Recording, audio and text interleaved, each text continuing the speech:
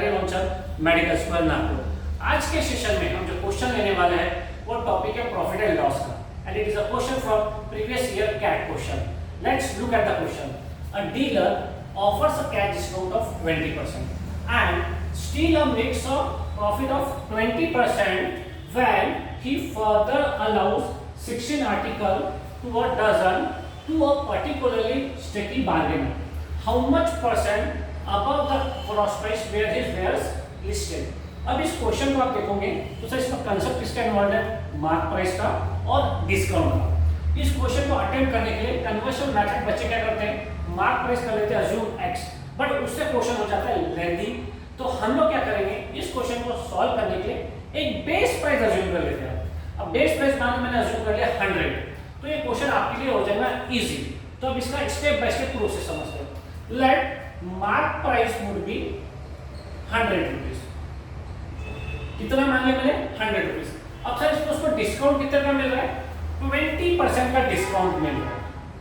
The discount percentage of 20%। And यहाँ पर अगर आप बच्चे देखोगे तो जो डिस्काउंट परसेंटेज होता है वो किसको होता है? हमारा मार्क प्राइस को होता है। मतलब अगर 100 रुपए की चीज है और किसी ने आपको उसको 20 रुपए का डिस्काउंट दे दिया तो आपकी सेलिंग प्राइस कितने की निकल जाएगी? आप बोलोगे sir selling price would be 100 minus 20 which is equal to 80।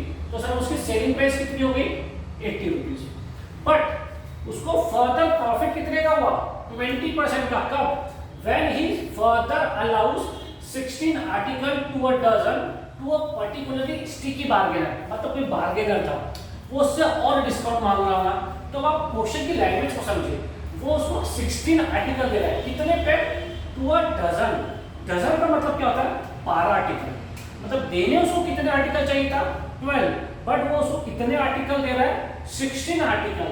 मतलब that customer is getting further discount. तो डिस्काउंट कितने का हो रहा है? तो सर डिस्काउंट उसको जो मिल रहा है 12 आर्टिकल पर ही इज गेटिंग 16 आर्टिकल, मतलब discount of 4 article on 16 article.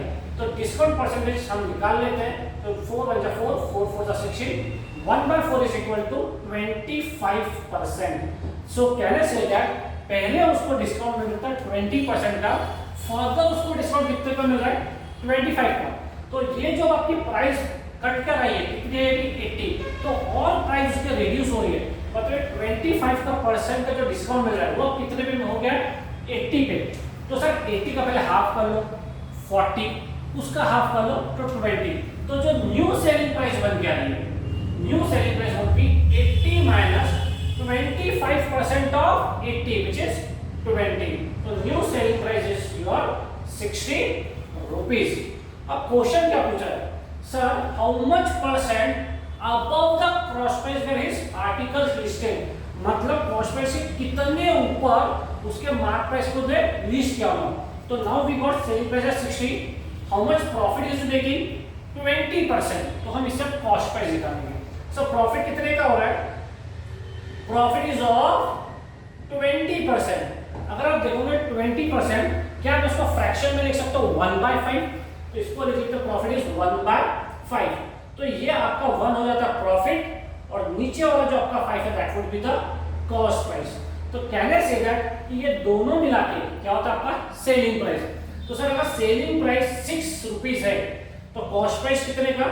5 का। बट मेरा सेलिंग प्राइस कितना है? 60। तो सर देखो कॉस्ट प्राइस कितना? तो cross multiply 60 into 5 divided by 6, 6 1 जा 6 10 जा। तो यहाँ पे जो आपका कॉस्ट प्राइस निकल के आ रहा है which is of 50 rupees. Sir mark price कितना है? 100। तो 50 पे डायरेक्टली कितने का हो गया? 100 रुपीज का। तो यहाँ पे जो उसका परसेंट राइज हुआ अबव द कॉस्ट प्राइस वो कितना हो गया? 100%।